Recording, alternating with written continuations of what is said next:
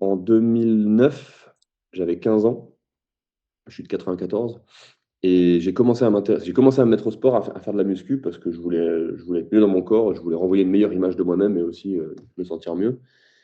Et là, à partir de ce moment-là, j'ai commencé à m'intéresser, d'abord au sport, puis à la nutrition parce que j'ai compris que si je m'alimentais pas correctement, j'allais faire des séances pour rien et perdre mon temps, puis au sommeil,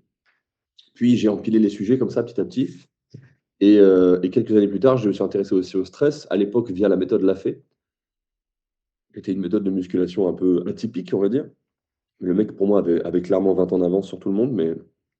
les gens l'ont compris qu'après.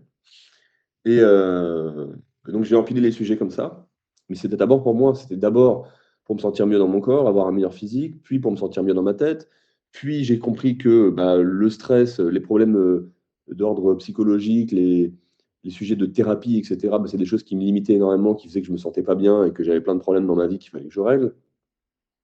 Et puis il y avait un tel décalage entre mes ambitions et ce que je me sentais capable de faire et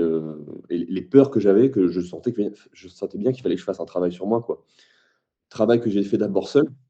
jusqu'à ce que j'arrive au bout de ce que je pouvais faire seul et ensuite je me suis fait aider, je me suis fait accompagner. Parce qu'il y a des sujets sur lesquels tu peux pas aller travailler seul, qui sont trop profonds, trop douloureux et ton propre psychisme t'empêche d'y aller, quoi.